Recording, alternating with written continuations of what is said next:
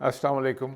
आज मैं आपको 6 ऐसे असूल बताऊंगा जिसके साथ आप कोई भी जब फैसला करने जाएं तो आप जल्दी फैसला कर सकते हैं और अच्छा फैसला कर सकते हैं।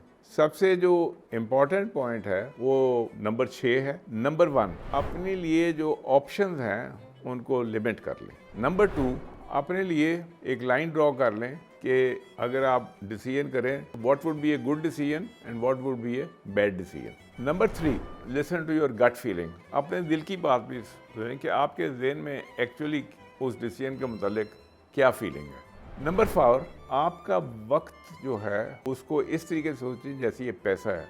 वाकई आप जिस चीज़ पे टाइम खर्च कर रहे हैं, इज़ इट रियली वर्थवाइल।